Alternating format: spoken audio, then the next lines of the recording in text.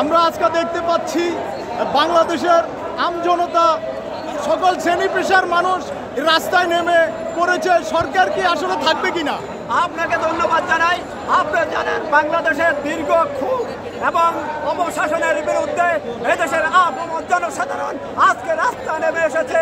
Police সহ আইন শৃঙ্খলা বাহিনী, বিজিবি এবং তাদের রাষ্ট্রীয় ক্ষমতার অপব্যবহারের কারণে সরকার দীর্ঘদিন মানুষের অধিকার হরণ করে রাষ্ট্র এবং সার্বভৌমত্বকে তারা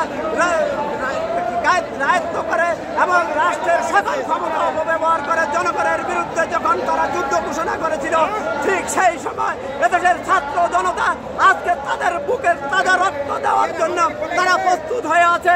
আমরা দেখেছি ওবায়দুল কাদের গতকাল তাদের আওয়ামী লীগের কর্মসূচি ঘোষণা করেছে।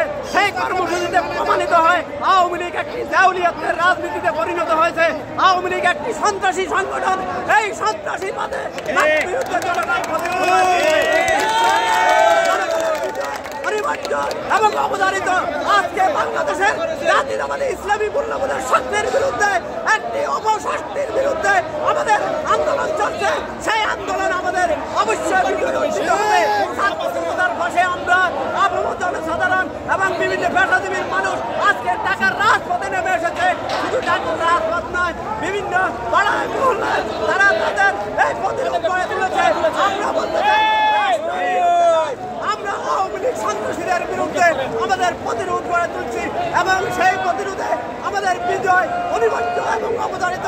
তাই সকল পেশাজীবীর মানুষকে আজকে ঢাকার রাজপথে নেমে আসার জন্য আমি উদারতা আহ্বান জানাই। সবাইকে ধন্যবাদ। আসসালামু আলাইকুম।